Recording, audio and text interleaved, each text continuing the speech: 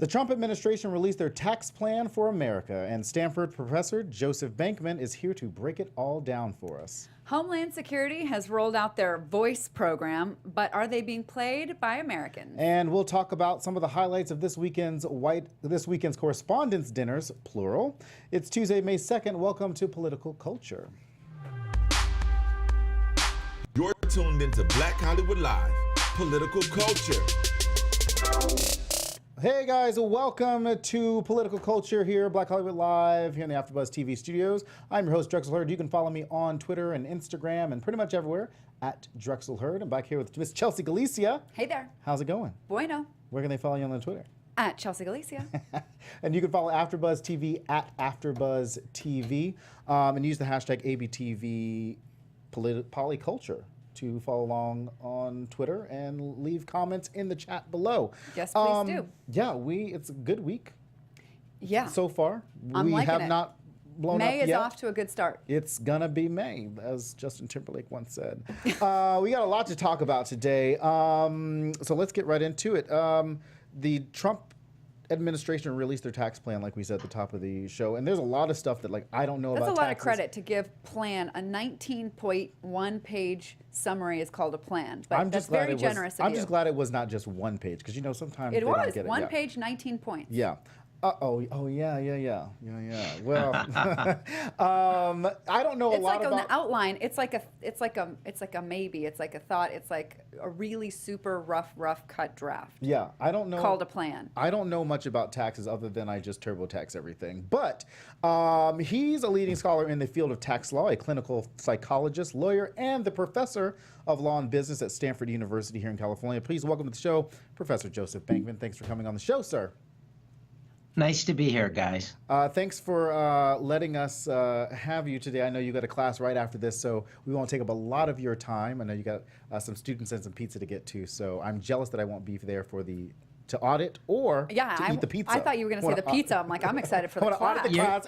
You're both always welcome. Tuesday night at my place. Thank awesome. you. We'll take you up on that. I think we're actually nerds enough to we would like to go to a tax and business class, right? Yeah, we would do that. We'd show up, knock on your door, be like, no grade needed. You told us to stop by.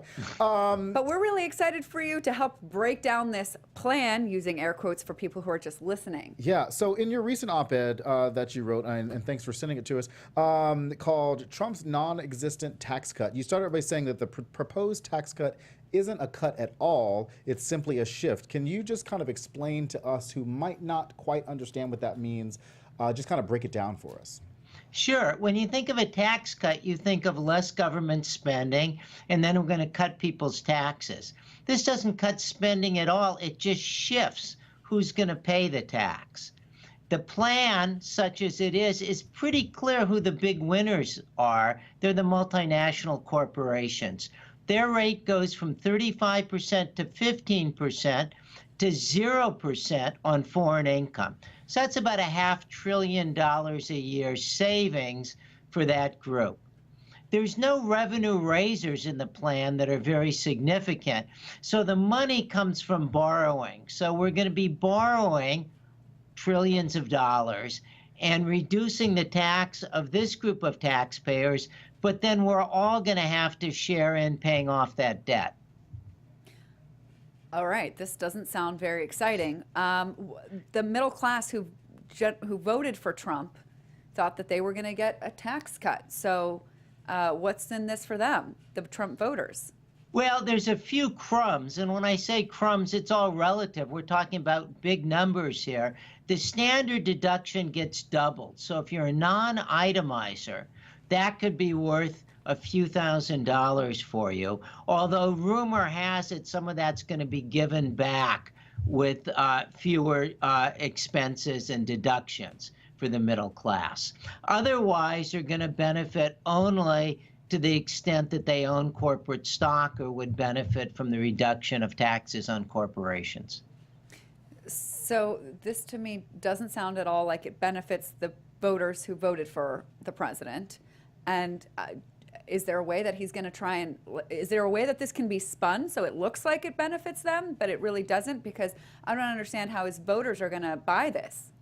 Well, I think you have to spin it that the taxes Google and Apple pay are taxes that are somehow hurting you. I think it's a tough argument to make because if you're out of work in Muskegon, I'm not sure why you'd care that much about giving a tax break to Google. But that's got to be the argument, that if you reduce taxes on corporations, we'll get a lot more domestic employment.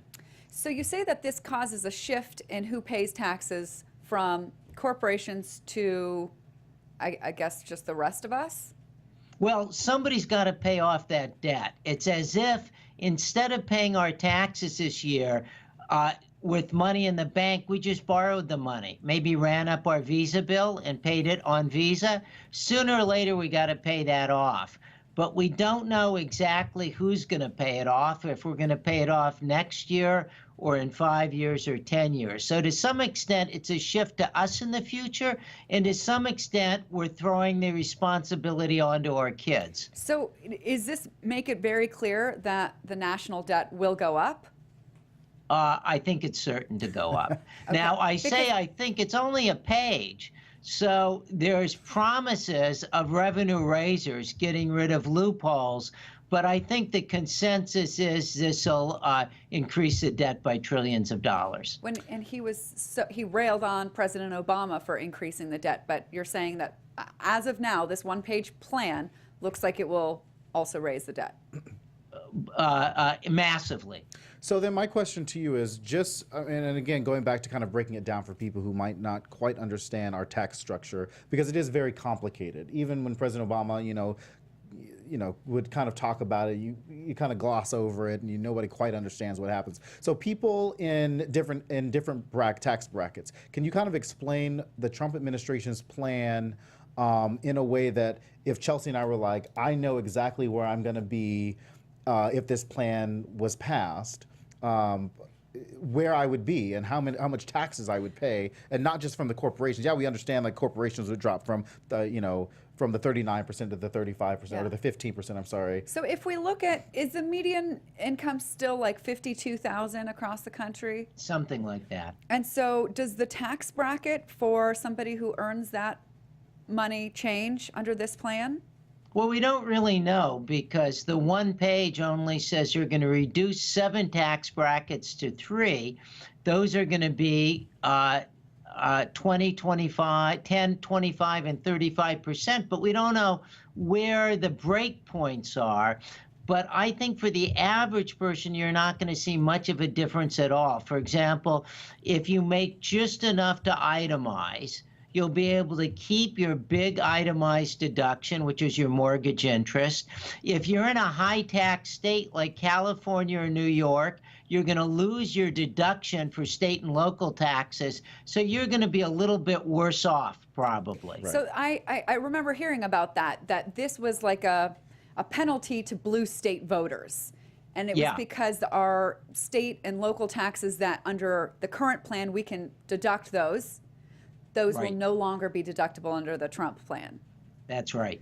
So you'll be a little worse off, but maybe if you earn a little less money, so you're not taking that itemized deduction anyway, you could be a little bit better off because the standard deduction will increase. Okay, doesn't sound very exciting. Well, I mean, not here in California. and probably not for any flyover states either, because it doesn't seem like they're being, or any of the red states, I'm sorry, I shouldn't say just flyover, because there are some blue flyover states, that they will not benefit from a tax plan like this. So it's going to have to be spun. In your experience, Professor Bankman, what kind of tax structure do you think that would be better for this country if you were to propose a tax plan right now? Well, I've got a tax plan that just focuses on the pain and the you-know-what when we have to file each year. Right. Everything that you put on your tax return, with almost no exceptions, the government already knows. So the plan I put forward, and a number of senators have favored, is a plan where the government tells you what it thinks you owe based on the data it already has, and then you can check it and say if that's correct. That doesn't reform anything fundamental, but it saves us a lot of time on record keeping and trying to figure out what our taxes are and hiring accountants. And you're talking about your ready return proposal. That's right. That was what we called it in California, where we gave low-income taxpayers something like that, and they loved it because you're always better off knowing what's in effect in the government's file in your name. That's the information the government's going to use anyway. But if you had it, put it on the right line of the tax return for you, then filing would be a snap. So then my question is, when you talk about senators, are you talking about California state senators have been kind of behind this plan, or have you been talking to Dianne Feinstein and now Kamala Harris, or back then Barbara Boxer? And is this something that you are proposing nationally for everybody and you guys are going out to states? What is that process like in terms of making ready return a reality so people aren't TurboTaxing? Because I know I probably should get back more money than I do. But probably the very thing that you just said is why it won't happen. You think TurboTax is going to want to let this fly? Oh yeah, they would be. It's definitely, I'm sure, very competitive. Well, it's a great point, Chelsea. In fact, Intuit, that's a company that makes TurboTax, gave a $1 million donation in the form of a quote-unquote independent political expenditure for a candidate that opposed this. So Intuit knows that complexity is going to help its business model. Here's the good and the bad news. The good news is a lot of Democratic senators have supported a bill that Senator Warren and Sanders co-sponsored this year and last year. The better news is at one point, who looked like the next president, Hillary Clinton, endorsed it. The bad news now is the Trump administration isn't going to do anything with this. And this is a kind of plan that has to have the president behind it because the president controls the IRS. So in terms of where we are with the Trump tax plan, where do you think this is something that congressional Republicans are going to get behind, or do you think they're just kind of like this, like they kind of cut Paul Ryan out of this whole process, and this taxes are his like baby, and they just kind of cut Paul Ryan. No, he said cutting Medicare is his baby. Well, you know, taxes have been like his whole deal, but like. Do you think that the House Republicans and the Senate Republicans this is a plan that they can get behind? Well, I think they like the tax cuts on business. That's kind of a core Republican philosophy. But I think they want more to take to their constituents. So I would guess that they're going to try to goose the administration to give a little bit more to the average person and maybe not give so much of the benefits to the large companies. Chelsea, our favorite part about your op-ed is when you said at the end, President Trump, of course, has a long history of borrowing to fuel his own conspicuous consumption and skipping out on repayment. In this proposal, he invites us to join in that practice. That was well said. Oh, thank you. I know you got to get back to your class, so thank you for kind of coming on and explaining that to us, and come back anytime to talk taxes to us, because we just don't know. It's way too complicated for us. Well, you're going to have to come to my class next Tuesday. We'll definitely pencil that in sometime. Okay. Thanks for coming on, sir. Right, Talk to you soon. Thank you. So I feel better that I know that was exactly what I thought was the Trump plan was going to be, that he had hoodwinked his middle-class voters into thinking that he stood for them, but really he stands for the, I don't know what to call them, a corporate class, because I don't want to put all corporations in the same basket. Right. I think the professor said it well. It's like the multinational corporations, the really big companies that stand to win in this, and the rest of us are no benefit to us. In fact, it's going to probably hurt more of us, and that was my hunch, and he confirmed it. You know what's interesting is that Mark Zuckerberg was going around the country. He's on this like 50-state. You know, he wants to visit every 50 states, and I guess he was in Montana or somewhere with a family who had voted for Obama twice, then voted for Trump from an economic standpoint. And I'd be interested to know, when we talk about big companies like Facebook, if CEOs like Mark Zuckerberg are starting to look at how they do business a different way when they go to stuff like so this. This is another reason why I don't want to put all corporations in one basket, because there are kind of two corporations as I see them. There are corporations that realize that their customer base are middle-class Americans. And so they're doing a favor to their own company to allow the middle class to thrive. Right. Then there's other corporations that are like, we don't care about our customer base. We just want to maximize profits right here, right now, this quarter. They almost don't seem to care that they're killing off their own customers. If you annihilate the middle class and have only the impoverished and the ultra wealthy, who is going to buy their stuff? And this is something that some companies don't seem to notice, and that's because corporations they're not really set up to really think that far ahead. If you're traded on Wall Street, you care about your profits right now this quarter. You'll worry about other quarters later on down the line, and so that's why there's not a lot of foresight in the way that some corporations think. So it's up to Facebook to decide whether it's going to be a long-term thinker or a short-term thinker. This week, American Airlines. I just pulled it up. We're on the same page. We're going the right direction. We're going in the same direction. Same page. American Airlines announced that they were going to give their employees a pay raise to match competitors like Delta. American Airlines had gone through bankruptcy, and so for a while their pay lagged behind other companies, and then they thought that it would be terrible for morale to leave their employee pay at the level that it was when they were going through the bankruptcy and allow Delta and other direct competitors to offer better salaries. It wasn't going to turn out great for the employees, and then it'll trickle down to the experience of passengers. Right. So American Airlines, we need to give them a raise, and shareholders were pissed the F off. Yeah, I want to read, if I can find it, somebody, Vox wrote an article just about that American Airlines. The title of the article was, American Airlines gave its workers a raise, Wall Street freaked out. This is why we can't have nice things. And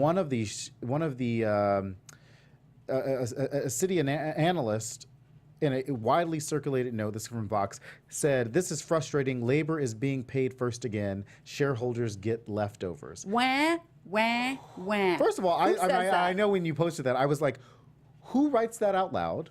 I mean, not out loud. Who writes that where people can read it? Who thinks it and then writes it down and then presses send? Like, that's one of those drunk tweets that you just don't send. Like, you write it and you're like, no, I can't do that right now. Oh my God, I sound like an evil bastard saying that. I can't let people know that I think that. And then he says it loud and proud, attaches his name to it. Shareholders get the leftovers. Like, what leftovers? You get a leftover of like $1 million. So, and that sent the stock price down, and, I think it would be a smart move to swoop in and buy some. But that's the kind of thinking that differentiates, a smart corporation a smart corporation with a conscience. See, because corporations run like sociopathic entities. They've got no conscience, they've got no foresight, they just are in it for themselves right here, right now. Right. And so that will be the difference, I think. If we can, I think where you and I can get on the same page about this role of money in politics is if we can find a differentiating feature of those corporations, like how they're a much shorter way to differentiate those, and that Democrats can accept the support of forward-thinking, long-term thinking corporations and not get the support, financial support, of the short-term thinking corporations, because those are the ones saying and doing these silly things. Oh, absolutely. And it goes back to, I guess there's an app, and I don't know if you use it, where you can, I think you've told me about it, where you can invest your money. Like, it gives you an option of where you want to invest your money and invest your time. I can't remember what it was. I think you remember. I remember you saying something like that. I don't remember which one that I was telling you about, but yeah, there's a lot of apps out there where you can literally buy stock in something and you know exactly who that... I mean, I would like personally an app that would tell me a list of corporations that, I don't know, treat their employees well, that treat the environment well, that are mindful of, resources. You know who I bet has that? Who? Bloomberg. And I tell you why, because I was watching a thing on 60 Minutes the other day. Maybe it was 60 Minutes or it was some profile on Michael Bloomberg. And he was walking through his offices in New York City. And they have these programs that they use that tell you every little detail about a certain company. They can look it up, and it's like a web, and it tells you everything. So I want that put into a fund, and then I want to invest in that fund. Because there right now are like socially responsible funds, but those that doesn't meet my standard. I have a little bit more. I think because I think in those socially responsible funds, there's still some big banks that I personally would not want to put my money in. Yeah, where Donald Trump right now is talking about considering breaking up the big banks. I'm like, you're just, and we talked about it What? right before He the said show. that? He said that. What? When? You know, Where was I? Because I think that at this point, we talked about it before the show, where Donald Trump, like, he knows he's losing ground and he's trying to I like heard pick him up say ground. he was going to break up the Ninth Circuit. Well, I he didn't wants to hear do him. that, but like he also said the other day that he doesn't stand by anything. And I don't know if you saw that CBS interview or you just heard that. Like he said, I don't stand by anything. Like the CBS interview was like talking to him point blank, and he's like, I don't stand by anything. And you were like, we know, we get it. You know, and then one, you said moment 1 of minute, clarity. yeah, in the Oval Office at that, you know, and then he the interviewer, I can't remember who the CBS interviewer was, but he asked Donald Trump about the wiretapping claim. Donald Trump tries to wave him off a couple of times. He's like, but I want to know what you think. He was like, well, no, that's when he said, I don't stand by anything. Didn't he say presidents are entitled to their opinions? Yes, and then he said, then the CBS interviewer was like, but you are the president, and we want to know what your opinion is because that's what we do. And like, stop the interview. Like literally was like, okay, that's enough.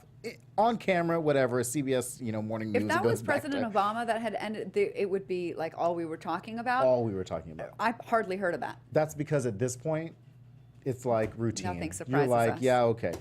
Speaking of things that surprised me this week, the Senate and House Democrats and Republicans came to a bipartisan budget deal this week.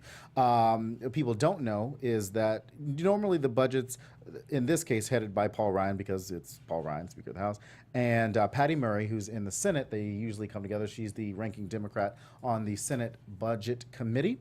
And they came to a deal because the government was about to shut down this week. On the 100th day, would have shut down. Would have shut down last week, yeah. They came to an agreement. They originally came to an agreement on a short term. I thought it was going to be a 5-day extension. Yeah, And then it was I a saw- small extension, and then this week they came to through October, a $1 trillion budget deal, which is crazy to me considering how many times Republicans have railed against spending. Yeah. And they have come. Now, I have no problem with this bill. I think there's a lot of things that we'll talk about, which saves a lot of great programs. And then we'll show you a clip later on in the show where Jimmy Kimmel talks about how this deal saves a very important program. But it's crazy. Like Lindsey Graham today, like he was like, I'm going to vote against this bill, not because of the stuff that's in it, other than like the Obama, like we've been talking about Obamacare the whole time, but because it does not help the state of South Carolina enough. Like certain things in it do not help the state of South Carolina. So he's like, it doesn't have enough pork in it for me. Basically. Okay. He doesn't want to come out and say that. He's wrapped it up in. I've put it in English. Yes. for Well, him. somebody needs to put it in English for Lindsey Graham and just be like, yeah, you want some more pork in your in the bill? Yeah. And I think it is. Yeah, they've kind of left Lindsey Graham out to pasture over the past few times they've done this deal and they've done that. So the good news about the bill is that it doesn't include any money for the wall. It doesn't include anything that Which Donald Trump ever we wanted. knew. We had a heads up about that Donald Trump had said, okay, I'm not going to insist on money for the wall in this deal. But it also saved some other programs that were on the chopping block. Yes. The National Endowment of the Arts, which we've talked about on this show before, saved. Some money going to the National Institutes of Health. Yes, which I know, like we said, Jimmy Kimmel talked about $2 billion in new spending. That's on top of what we were already spending from the Obama administration. Thanks, Donald. It extends, not thanks Donald, definitely not thanks to Donald Trump, because I would not give him any credit. This is true. I mean, he's sort of allowing it to go in there and he'll support it, but this is really a testament to the outrage of Americans about what this Trump administration was about to do to their health care. You know what I also think it was? I think it was also wrapped up in another part of this bill extends the expiring health insurance for coal miners, especially Joe Manchin's state, a lot of the Kentucky, a lot of these coal states. Yeah, you can't cut health care for the people that are going to vote for you because when they die, they can't vote for you. And so I think that they had to make a calculated move, those people in those coal states. Could you imagine what would have happened? Alison Lundergan Grimes the next day would have announced that she was running against Mitch McConnell again and probably would have ended up winning later on. Joe Manchin would have gotten primaried and it would have been bad for somebody. Not that Joe Manchin. I mean, we've talked about Joe Manchin being primary, whether or not whatever, but like it would have been bad for somebody. And not so bad. $1.5 billion in defense spending for border security, which I'm actually surprised that the Trump administration has not spun a little bit more. Like, we got more border security. We didn't get the wall, but we're starting there, and we got more border security. Like, well, he did in his NRA speech talk about how he is responsible for a 73% decrease in illegal immigration, which, do you remember that? No, yeah. Which the number is correct, that's a correct percentage of the drop since he has been, I can't remember if that's the number since he was elected or inaugurated, but the thing that it doesn't mention is the fact that the trend was already that the level of immigration was dropping rapidly anyway, before people even knew of Donald Trump. Right. So he takes credit for it, of course, naturally, that's what he's going to do. But does he deserve it? No. Right. And it's going to be really interesting when everybody's food is really expensive. You know, California produces I don't know how much, but a large percentage of the food that this country consumes. And if all the laborers are gone from the fields, our produce, vegetables, and then everything else is going to be much more expensive. And when food is much more expensive, people will complain. Yeah. And don't ask why this happened. And I don't think we've been in this situation in America where we've had, since the Depression, like where we've had a food shortage, or we've had a situation where our food has been compromised. I mean, we've gone through a decade of where gas prices were skyrocketing and people were freaking out. So the idea of food prices going up, where families can barely afford the food that they can, at the prices that there are right now, would be a problem for Republicans. And the other part of that is, I don't think that, I think that Donald Trump didn't just drop the border wall in this budget. To your point, Republicans in border states were not on board with building this wall. If you don't have the backing of the people on the line, you were never going to get the backing of these people. You were never, not even with all the support in the world, you were never going to convince these people, the farmers there, and their families, like that this was going to be okay for them. Because the truth is that too many businesses are benefited by undocumented immigrants, including Trump properties. Right, and they don't want to come out and tell you that. Yeah. So. Before we move on to a little bit more on immigration, which we'll talk about, I just want to bring up the fact that Jim DeMint, who used to be who was the president of the Heritage Foundation. Speaking of some shift in Republican, in the past week, I think Fox News is about to hit rock bottom, and pretty soon we are going to fill that void. Not from a conservative way, but like you guys are welcome to leave Sean Hannity and Bill O'Reilly and all those, and we will tell you Republicans exactly what you need to hear about your legislatures, and we won't yell and scream like Alex Jones and do any of that. But we welcome you. Did you hear Alex Jones? He lost his custody case. Yeah. That's not so. Republicans, Donald Trump talks a lot about winning, and Republicans seem to be losing. Actually, Donald Trump today, well, hold on. Let me focus on one thing at a time. Jim DeMint. So much exciting stuff. Much exciting stuff. So Jim DeMint ousted as president of the Heritage Foundation today. By unanimous vote of the Board of Trustees. The Board of Trustees came out and said that there was a lot of management problems, that there were a lot of things that were happening, that even though the success of Heritage Foundation, obviously electing a lot of Republicans across the country, electing senators, and I'm sure they had a hand in electing Donald Trump. This is a Koch brothers sponsored entity, yeah. Okay. But it was founded by Ed Fuellner, who took over for Jim DeMint. Now that he's stepping down, he's going to be interim president. But the word on the street is that the White House is doing some cleanup. So they're about to get rid of a couple of people. Steve Bannon might be on the chopping block, but as cushion, Steve Bannon might take over as president and CEO of the Heritage Foundation. Oh. So this was actually quicker than I thought it was going to be, because I had heard rumblings that Jim DeMint might be out, but I did not know that they were going to do it this fast. Like, it was just a little weird. And what is this internal squabble that's going on?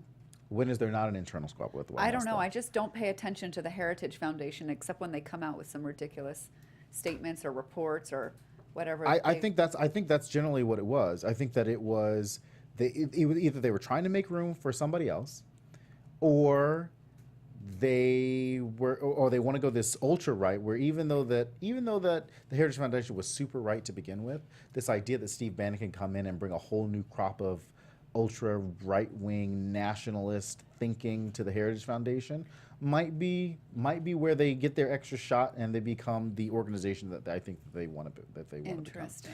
But to go back to the budget real quick, Steve Mnuchin came out, who's Secretary of Treasury today, and Mick Mulvaney, who is the head of the CBO, said that Donald Trump was upset that the Democrats were being so joyous that they came to a bipartisan agreement and touting how much they saved the American people from the like he's upset because Democrats are like Happy. Mm-hmm. And basically, like, but who says that in an interview? Who says, yeah, the president's not really happy that Democrats are out there, you know, excited about things? Like, what is he? I mean, we all know that he's like a 4-year-old, but like, really? Why would you say that? And then, like, you know, you've got trying to come up with something. Not only does he come out and say that, Donald Trump tweets like a series of tweets about how we should go back, we shouldn't have to compromise, we shouldn't have to deal make when he says he's the best deal maker. We should change the Senate rules back to 51. He said 51%. Yeah, fine, whatever. 51. And then Mitch McConnell today was like, yeah, we're not changing the Senate rules. It's just not gonna happen. Like who let? I just need Ivanka Trump to stop globetrotting and doing what she's doing, collecting. Wait, hold on. I saw, where was this? Was this on John Oliver's show last week at night? He did a whole thing on Ivanka Trump and Jared Kushner and how they sort of have let us believe that they are the voice of reason for Donald Trump. But where did I don't think that Jared idea is. from? I think Ivanka is. I don't think Jared is. Okay, Ivanka has said in her book that perception is everything. Let people think what they want to think. Basically, it's like she doesn't claim to be more moderate, to be his moral compass or anything, but people have projected that onto her. Right. And so she's just let people think that. Right. So I think this faith in Ivanka is a little misplaced. But she did, I mean, to the point where, but there were stories at the beginning where her and Jared kind of convinced them not to go after LGBT people. However, tomorrow or Thursday, what's tomorrow? Tomorrow, Thursday, the president has invited religious leaders. It is National Day of Prayer, so he's invited religious leaders to the White House, and there is talk that the president will sign a religious freedom executive order. Speaking of guests to the White House, I'm actually, in a weird way, looking forward to Rodrigo Duterte I don't think he's going. to come to the White House. I don't think he's going because I think he put out a statement the other day that said, oh, because they're trying to backtrack out of it. I don't think that he really wants to be like a part of this. He's always been so anti-America anyway, so the idea of him coming to America with some other crazy person might not look good for him. But I think because of the statement from the you know, from his people was that Whose he's people? from The Durate's Philippines, yeah, is that he's got a lot of other more important issues. basically more important people to meet with. But the optics of Trump and a guy who's going around killing people who are just suspected of using drugs without a trial, hearing, anything, who's gone around and basically massacred thousands of people who are using drugs, that's just optics that you can't buy anywhere. But I mean, would it stick though? Because we've also been talking here- about Vladimir Putin in the same way. However, here in the United States, and Trump has talked about this, we have an opioid crisis. Right. We have a lot of Americans who are abusing drugs. Prescription drugs as often leading to street drugs, heroin, and things like that. So if we were being ruled by this Philippine president, Americans would just be shot in the streets. Right. I mean, because that's what's happening over there. Right. And so Trump voters who were heard because Trump said there's all these opioid problems in New Hampshire and all, you know, I can't remember where he pointed it out, but Trump seems to be aware of it. And those people probably felt like, oh, this president knows our problems. We have run out of jobs, and we have Turning turned to drugs, right. to drugs, and this has hit white middle America. And so now this is a real problem. And you would think that at this point, a win for the Trump administration would not have been these silly little things, would not be Thursday's executive order, would have been a chance to work with Republicans and Democrats on this opioid addiction problem. Like that was an easy win. Like, why didn't you go for the easy win? Well, if you're going for these big, because if you're going to fight the opioid problem, you're going to have to go after pharmaceuticals, and they're not they gonna can't do that. Right. So what was the executive order Thursday? There's so many now that I can't keep up with them all. This one's on religious liberty. This one's basically a right to discriminate, literal executive order that will get once again smacked down by the courts, because ACLU has already come out and been like, yeah, we're not rolling like that. And by the 100th day, tell me which is true. He has already issued more executive orders than previous presidents altogether, or more executive orders than previous presidents in the first 100 days? More executive orders than presidents in the first 100 days. Gotcha. But, they call them, he calls them legislative actions. Except he's that's not how a they legislator. that's how they spun it. Yeah. As this president has signed more legislative actions in the first 100 days, and so he's out there telling people like, yeah, I signed legislative actions. Like, no, dude, you Those are signed executive executive orders. No bill was passed. No bills really have been passed other than rollbacks of regulations that do not help the His constituents voters or or anybody really. And that's where it is right now. I mean, if you look at Keystone, I was watching MSNBC the other day where there was a farmer who talked very clearly. Maybe it wasn't even MSNBC. Maybe it was somebody on Fox News. Like, they brought on a farmer and they talked Look at very. you watching Fox I News. do, sometimes I like to like see what they're thinking. Yeah.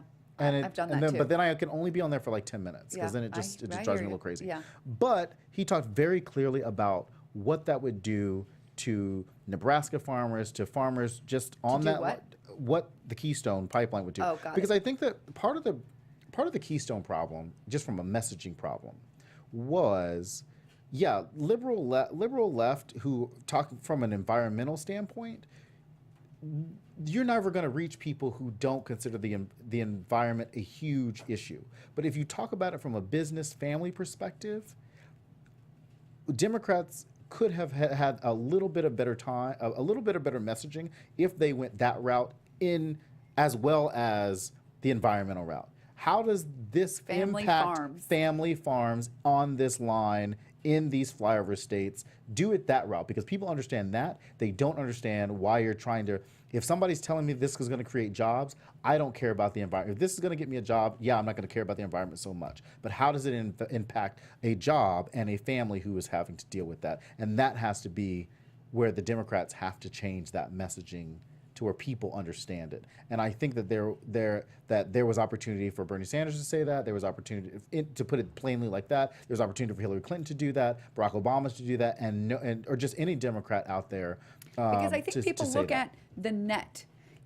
Family farms are going to be out of jobs, but building this pipeline was going to put so many more people to work. And so, a couple families have to suffer. It's just for the greater good. Right. The problem is those jobs, first of all, they're not as many as it was claimed they were going to be, and they're very temporary. And the other side of that is that those families produce produce that a majority of Americans have to now eat. You impact farms. Right. Yeah, you Nebraska, impact what we talked about the earlier. corn that feeds the cows, everybody's hamburgers are going to be really expensive. And if you got a border wall and you can't even pick some of the farms, you haven't even got a bunch of people to pick from the farms on the border, and then you take out the farms in the Midwest, then what are you going to eat? We're all going to be growing our own food. Yes. Yeah, that's a little scary. Speaking of... The idea sounds great, but if I had to grow my own food, I might die in a month. Yeah, no, I'm not growing my own food. I mean, that just... I mean, I do those. I do buy those living lettuces though. Like at Ralph's, they have the little. I don't know if anybody knows this, but like they're like in a package and they have their roots still on them, and I just pick off the leaves and I make like lettuce like lettuce wraps and stuff. It's really good. And it just grows back. One day I'm gonna bring a photo. No, it doesn't grow back at all. So Maybe then it what is the should. I don't point of know. this? Maybe I need to look that up because I don't know. But really, this is where we're going. Everybody's got to grow their own food. 'Cause Living it's gonna lettuce be off too their expensive. porches. Yeah. Yeah. All right. Speaking of what we talked about earlier, which is immigration. So Chelsea, you sent me an article over the weekend just about this DHS program, Voice. Yes. So this was announced in the which speech was that? State of the Union. Yes, that we're going to have a program called Voice, which stands for Victims of Immigration Crimes Engagement. You know that they thought for a long time. They What are did. we going to do with that E?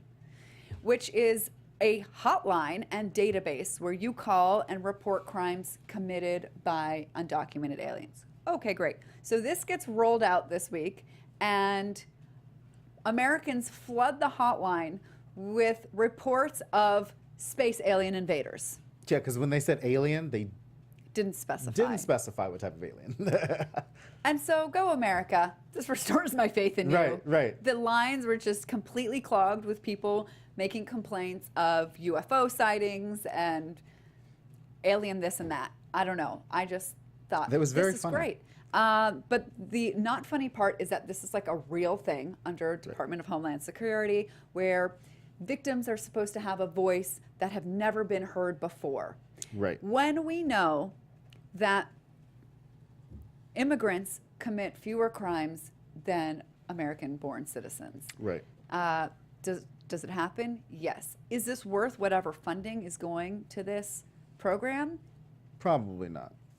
I think people would be pissed if we knew how much was going to it, because there's like a staff and a database, and so all this technology and manpower has to go behind. Basically, it's like a registry. Basically, it's an assault on. I mean, you can call the hotline on like a 3-year-old, and it's a way that you're supposed to complain about sanctuary cities, and it's Right. supposed to shame people and cities into turning over Which people is to ICE. not working out for the Trump administration all too well. Which, I mean, he can say that it is because there's been a lot of deportations. Yeah, and actually, I know we haven't touched on it, but like one of the, I guess they had the first deportation, well, at least detained person, I think he's still got a trial, of a Dreamer.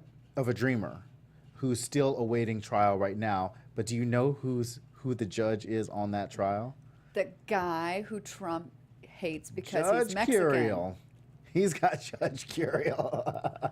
I mean, sometimes like, karma you works can't write this amazingly shit, well. Yeah. this stuff in. Right, American-born, but he's got Mexican heritage, so he doesn't Right. qualify to be a judge, according to the president. So Voice, VOICE, requires a weekly report about crimes committed by undocumented immigrants, designed to name, like you said, designed to name and shame. But according to the failing New York Times, there's only. I think it's not funny that you put in failing New York Times just because you think it's funny. It's just stupid to me, but it's very stupid. It's just like, I think at this point, even like Glenn Thrush and, who writes in the New York Times, like, when he's tweeting out, he's like, according to my failing news, but, It would be amazing if the New York Times changed their Twitter handle to failing New York Times, or at they the top. just claim it. Like the same way that Trump has claimed ownership of, like, I'm trying to cut out special interests. Oh, yeah, What issue was that on? It was his quote just about Voice. yes. We are providing a voice to those who have been ignored by our media and silenced by special interests. So he's hijacked the term special interest, which is really a term for moneyed interests. Right. And then he's hijacked it to mean, I don't know who these special interests are that silence the media about crimes committed by undocumented. It's just ridiculous. But that is just another example of him hijacking the words and taking the language. Like he hijacked America? Kind of, Yeah. and manipulating it. Like we were saying before we went on, that he's taken a lot of the terms and concepts that he and Bernie had in common and just completely devoid them of their meaning, like drain Right. the swamp, things like just completely manipulated people into saying, oh, yeah, that sounds good, but then he Right. uses it in a way that makes no sense and speaks to nothing about what that term actually means. Well, because he doesn't know. But according to the New York Times, there's about 11 million undocumented immigrants in the United States. Only 6.2 million of those are from Mexico. 2.1 of those are from other countries. So that's 8 million. So where are the other 3 million? Then they're kind of dispersed between other countries. I didn't write that piece down, but like they are dispersed between other countries, like, you know, Czech. So let's just say half of them are from Mexico. Yeah, 60% of those people have been here for at least a decade. 820 of those, or about 7%, have been convicted of a crime.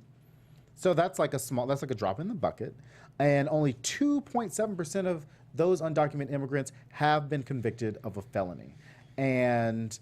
You know, so when you look at those numbers, you're like, so what are Republicans talking about when it comes to crimes and undocumented immigrants? Because they're smart in that every great story needs a villain, needs somebody that you can place the blame on, who you can point at for all of your pain and suffering. Right. Why can't the villains be like, I don't know, Vladimir Putin?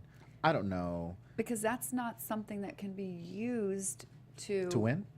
To detract enough attention away from the real bad guys. Right. Oh, them. They're the real bad guy. Got it. I understand. Them and Yeah. their supporters. Yeah. So we blame it on people. And now, and I know that what comes to mind for a lot of people is they still are committing crimes. Look at that's almost 1 million people that have been convicted of a crime. That means that they're taking up taxpayer money for us to prosecute them and house them in jail and all that, which I don't, off the top of my head, know the number, but it is for sure that there's been a net gain tax-wise from what we earn from undocumented workers who do pay taxes, even though people love to think that they don't. Right. So, well, check out Voice if you have some time, because and call in and tell them all about ET phoning home. You know, the little what did ET eat? He ate those Reese's. Yeah. You know, send some Reese's to Voice and just let them know where they can phone home to ET. Over the weekend, I don't know if you got a chance to watch the White House Correspondents' Dinner. Probably not. I mean, I used to in the past, like set myself up, record it on C-SPAN, watch the White House Correspondents' Dinner because I always thought it was very funny. And of course, for the past 8 years, we got to see President Obama do his like jokes and stuff like that. But there was no person from the White House there or anything like that. Nobody that people could latch on to, make fun of, other than even though they did. But from The Daily Show, Hassan Minhaj, who I think is very funny, and did awesome. Was the keynote speaker there. Yes. So we're going to take a look at something that Hassan Minhaj said at the Correspondents' Dinner. I was asked to not roast the president and the administration in their absentia. And I completely understand that. We are in a very strange situation where there's a very combative relationship between the press and the president. But now that you guys are minorities, just for this moment, you might understand the position I was in. And it's the same position a lot of minority kids feel in this country. And it's, do I come up here and just try to fit in and not ruffle any feathers? Or do I say how I really feel? Because this event is about celebrating the First Amendment and free speech. Free speech is the foundation of an open and liberal... He said a lot of funny stuff, but I really chose like a clip a serious moment, because I think that in everything that Hassan Minhaj said, which was, like we said, very funny, some very funny stuff about like Donald Trump like tweeting at 3 a.m. and like, being like he's tweeting sober at 3 a.m. because he doesn't drink. Donald Trump doesn't drink, and like who tweets sober like that? Out of all of what Hassan Minhaj said, like that was the one point where you're like, journalists have got to get back into what they signed up for. I think they're doing all right. I think it's just that the Trump administration has called them fake news and discredited them. But I think journalism itself is doing pretty well. Yeah, it's a little weird because we don't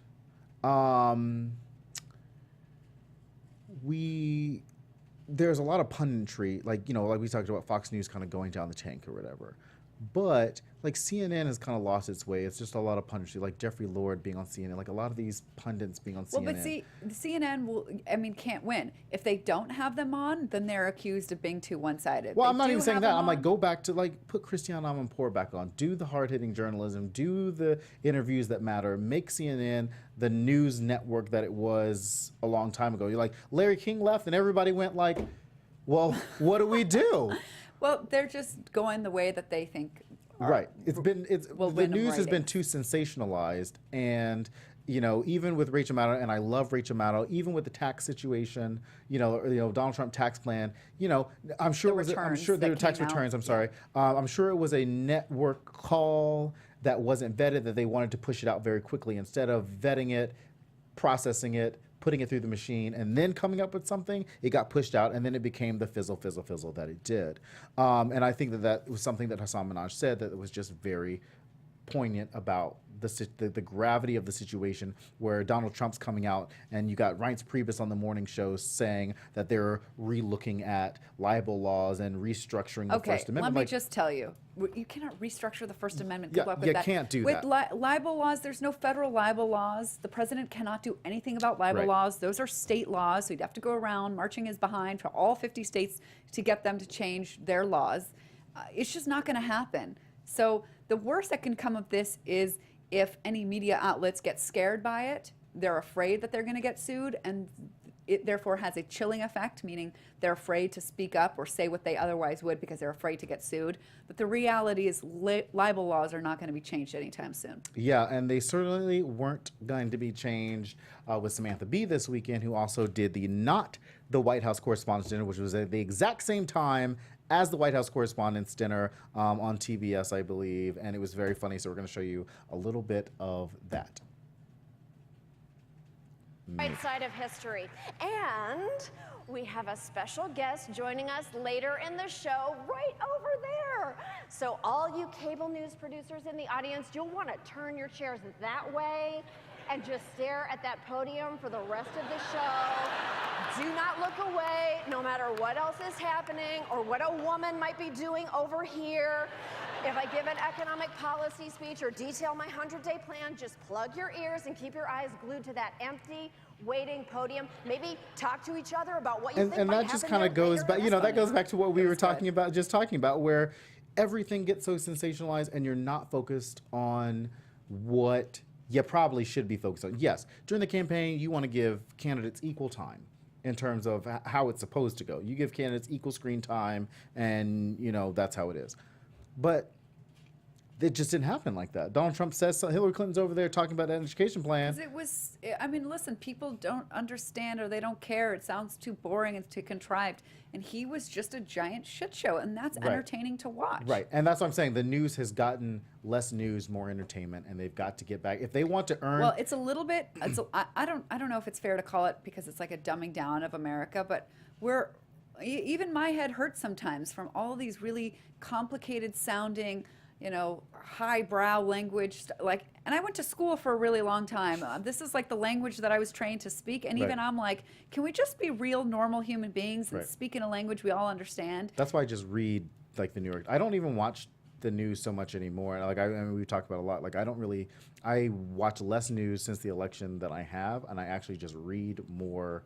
And Articles what and what I columns. read in the articles and the things that I want to hear are just normal people. Like even our Stanford tax professor, Right. who we just had on, spoke to us in normal human being Right. English. Yeah. Rather than, and that's how I know somebody is really smart, because he is a professor at Stanford. He doesn't have to let you know he's a professor at Stanford by using SAT Right. words every other sentence. Right. And yeah. so Don't use SAT words. it's- Don't do that. We Yeah, so not so White House Correspondents' Dinner happened on Saturday. At the same time, Donald Trump was having a rally in Pennsylvania.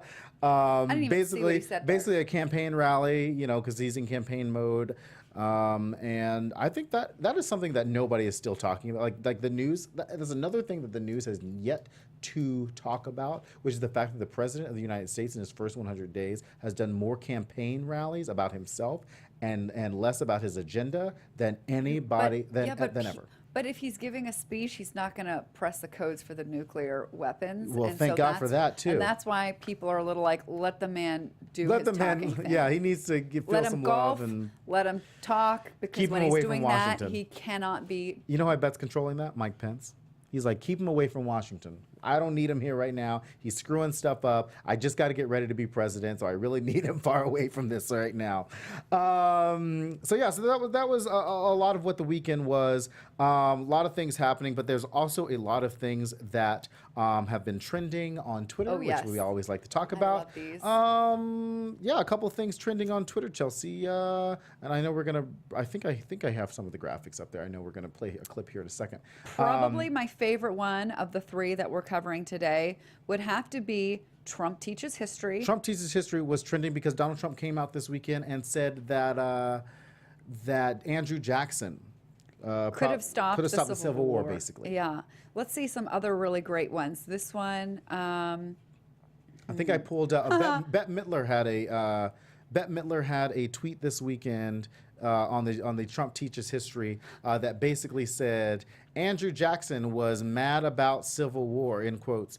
He died 16 years prior. If he was mad at all, it was probably at being dead. Right. Yeah. How's this one? This is from AZ Jalen. Abraham Lincoln was such a loser being assassinated. I like presidents who aren't assassinated. Yeah, that's funny. Yeah, right? That's Lance funny. Armstrong, first man to walk on the moon. The Great Depression was caused by a Prozac shortage. Hashtag. That was from Sam Quigley. Thanks, Sam. That's and funny. then the Lance Armstrong one was Madge of Earth. But there are some really... There's some really. You guys got to go to Trump. Harriet hashtag, Tubman, wonderful lady. I love using that underground railroad she built in Manhattan. Yeah, Thanks for that, I Daniel saw that Urban. one. That was very funny. God, there were some really. Come on, some of these were so funny, and then I'm like, oh, I'm going to read those, and then I look for them, and then they've been then covered they by other disappear. great ones. Yeah. Okay, but what else? Moving on, over the last week in Dallas, I believe. Yep. Jordan Edwards, Yeah. another. He's the 82nd. Well, there was a 82nd African American to be killed in 2017. But the 105th black person killed, and we're going to pull up this tweet, was the 105th black person killed by police this year. Probably, I mean, I'm sure there was other factors in there, Yeah. but there's Jordan Edwards up on your screen. 15 years old. He was like an honor roll student in Dallas. He was in a car with his friends. 15 years old. And that's what He happened. was in a car. It was he was leaving a party. The car was moving forward. Police officer claimed it was moving back. Not true. And the police officer fired a shotgun into the moving car, into the passenger side, struck him in the head, and he died. But like, why, if a car's moving back? Because why would you pull an the gun? officer can say that if the car is moving back towards the officer, it's being used as a weapon, and if the officer reasonably feared for their life, they're justified in opening fire. So that's the crazy thing about this whole thing is like, but shooting at a car is not going to stop the car from moving. It's certainly not going to stop the car from going backwards. You know what I mean? It wasn't going backwards. It was going forward. That's what I'm saying. But I mean, even just logically, you're like, even if a car was moving backwards and you're shooting forward at a car, you shooting at the people in front of you is not going to stop that car from going backwards any further, especially if you kill the person in the car. Yeah, and it, killed the passenger. Killed the passenger. Completely heartbreaking and unacceptable. And I don't think that we're going to hear Jeff Sessions say about it. We're definitely not going to hear Jeff Sessions. I know know the police officer, I think, is about to plead guilty to. Well, he's been fired. Right. But unless he's actually going to be held accountable in the eyes of the law, Right. No justice. But, it was interesting that Trump at his NRA speech emphasized that he and Jeff Sessions stand unequivocally with law enforcement. Of course they do. I wish that law enforcement would stand. I mean, I love police officers. I think they're all great. I just wish that they vast majority are great. I just wish that police officers would hold each other accountable as much as they hold their citizens accountable but there's as well. the blue code. Yeah. Right. The other trending thing this weekend was Jimmy Kimmel. Well, yes, not this weekend. It was last night. He had a really, he had a story about his son that his wife just had last week, and we talked a little bit about it in the budget conversation. So let's take a look at what Jimmy Kimmel had to say. I want to say one other thing. President Trump last month proposed a $6 billion cut in funding to the National Institute of Health. And thank God our congressman made a deal last night to not go along with that. They actually increased funding by $2 billion, and I applaud them for doing that. Because more than 40% of the people who would have been affected by those cuts of the National Institute of Health are children, and it would have a major impact on a lot of great places, including Children's Hospital in Los Angeles, which is so unbelievably sad to me. We were brought up to believe that we live in the greatest country in the world, but until a few years ago, millions and millions of us had no access to health insurance at all. You know, before 2014, if you were born with congenital heart disease like my son was, there was a good chance you'd never be able to get health insurance because you had a pre-existing condition.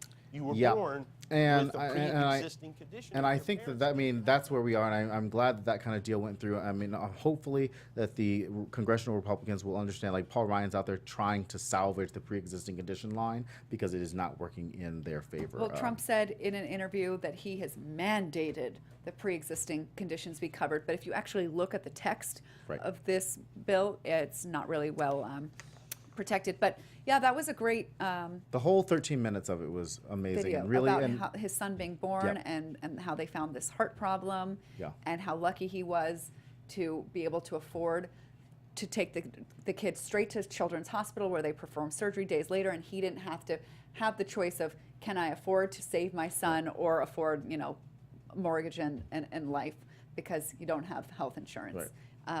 But I'm glad he kind of message. touched on that just from a point where people could understand, like, this is why people, even in my position, I think sometimes people forget that celebrities are actual people, but like I understand where people in my position don't have that access to. And I think when you say your position, I mean Jimmy Kimmel. I'm talking about Jimmy Kimmel, like him not me personally, but like his position, where he has the money to do that, and not every family has the money to do that, and just making that to go political with it was pretty ballsy. I that commend was him for it. And it was, like I said, it was a great 13 minutes. But we've had a great hour here, and so that's it. We had a long, great show, great conversation today. Thanks to Professor Bankman from Stanford University for being our guest today and breaking down what this complicated tax plan, not even complicated, but just tax plans in general and how complicated they are. I also want to shout out to our engineer, James, in the AfterBuzz studio. Happy birthday. His birthday is today, so happy birthday, James. James actually was the first engineer that we had 1 year ago today on political culture. So our 1 year anniversary is coming up next week, so we're going to have our 1 year show. So be sure to tune in. We should have a little something. Okay. I don't know if it's going to be a cake, maybe a cupcake. Oh, okay. But be sure to tune in because we're going to have a great show next week, bring back some familiar faces. Where can they follow you on Twitter? At Chelsea Galicia. See you next time, guys. You guys can follow me on Drexel Hurd. And yeah, we will definitely see you all next week. Check out the Trump Report coming up next. See you later. AfterBuzz. From executives Keven Undergaro, Dario Christie, Tiana Hobson, and the entire BHL staff, we would like to thank you for supporting Black Hollywood Live, the first online broadcast network dedicated to African-American entertainment. For questions and comments, contact us. info@blackhollywoodlive.com. Like us on Facebook, tweet us, or Instagram us at BHL Online. And I am the official voice of Black Hollywood Live, Scipio, Instagram @KingXOBay. Thanks for tuning in. Hollywood Redefined. The views expressed here are those of the host only and do not necessarily reflect the views of BHL or its owners or principals.